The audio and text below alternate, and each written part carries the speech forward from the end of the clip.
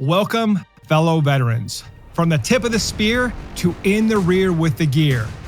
I went from active duty infantry to reserve component logistician. I'm your host, CEO, entrepreneur, trial lawyer, and Lieutenant Colonel retired John Barry.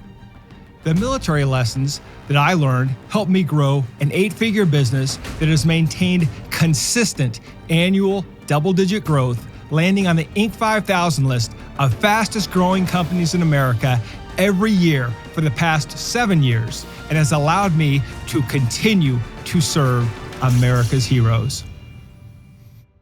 In today's episode, we'll talk about event-specific training and outcome-specific training. If you served in the military, you remember having to take a mandatory physical fitness test. And there was always that team member who couldn't pass the running portion of the test. And usually this was the man or woman who was often in the gym on the exercise machines and lifting weights. Unfortunately, this individual just could not run. And then after they'd fail the physical fitness test, they'd get a counseling statement, and their solution would be, well, I'll work out more and do cardio. Well, what does do cardio mean? Because the problem that you need to solve is the test requires you to run 2 miles faster, or whatever your branch was. In the Army, it was 2 miles. But as a leader, I don't care how fast you can run 2 miles on the elliptical trainer if you can't run 2 miles fast enough on the earth. The elliptical trainer is better than nothing, but like most cardio machines, it won't necessarily make you a better runner. It won't allow you to practice the mechanics of your running, and it won't develop specific muscle endurance that you need to run the 2 miles fast enough. Now, running alone won't get you there either. I remember talking to soldiers who would come with plans like, well, I'm going to start running 5 miles a day every day. And that plan was bad because they couldn't sustain it. They couldn't run 5 miles a day every day. And their plan was to run it at the airborne shuffle pace. And while that may have built some endurance, it didn't build the type of endurance that they needed to run the 2 mile race fast enough at a fast enough pace with a long enough stride.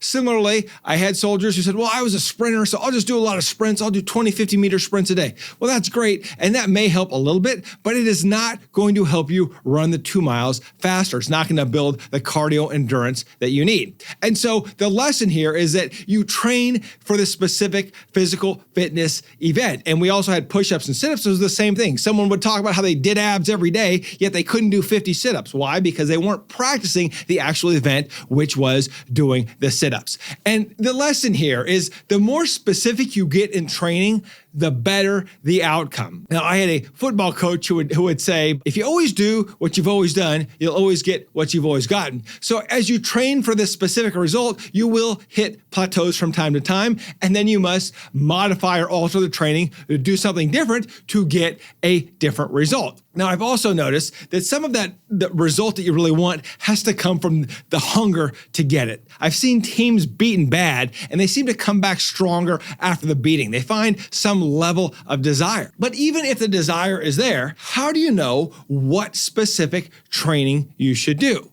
Well, I think the best example and the best thought process for this was used by the Olympic rowing team from Great Britain that won the gold medal. Their entire philosophy through their training was to ask the question, will it make the boat go faster? If it doesn't make the boat go faster, we won't do it. Similarly, with a company, will it help the company grow bigger, faster, and better? If it doesn't, we don't do it. So will having iced coffee on tap with 7 flavors of syrup help us grow bigger, faster, and better?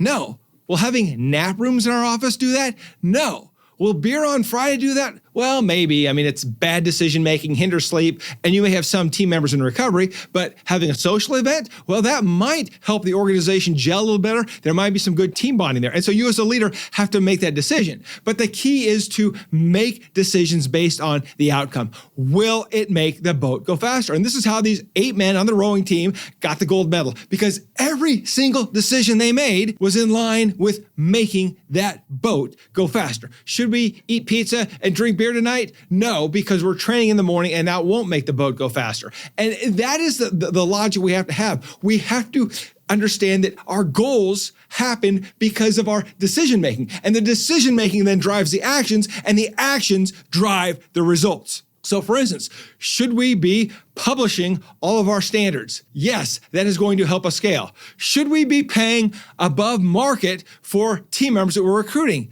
Yes, because that's going to get us high performers. Should we pay maternity leave? Now, this is something that we couldn't do when we first started out as a company. It seemed like, wow, that's a crazy expense to be paying maternity leave. But it is one of the best things that we did because it helped us attain and retain the best talent. We found that people who wanted lives, who wanted to go on maternity leave, if we could pay for that, we could keep them on the team. And it didn't make any sense not to do it because some of these team members had been with us for years. They had grown up with us, and now they're moving on to another season in their life, and we don't want to lose them because we can't support them. What about more office space? Should we get more office space? Why? Why would we need it, right? We have to ask, well, how does it make the boat go faster? Well, if we get more office space, that's going to force the function of us hiring more people to fill that space, and more importantly, to pay for that space. So if we have a growth plan that says we're going to need this space in 3 years, if we buy it a little bit early or we lease a little bit early, that's actually going to force us to grow now. So yes, it does make the boat go faster. What about the new software we're thinking about buying? Is that going to help us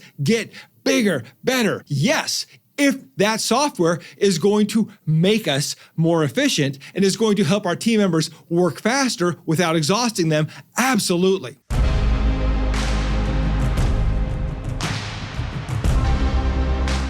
After action review, 3 up. If you want results, you need to plan specific training to get those results. Number 2, train for the specific test or challenge that you are facing. Number 3, if it doesn't get you closer to your goal, don't do it. 3 down, the 3 things I screwed up. Number 1, general training does not solve your problems. I thought that if I had monthly training on the training calendar for every section, that we would get better. But the reality is I didn't understand the problems and I didn't tailor the training to solve those problems. Number 2, doing more of the same thing will not get you outsized returns. At some point, you must shift your strategy to avoid stagnation. And number 3, achieving outstanding results requires doing what is necessary to get there, not just what is reasonable.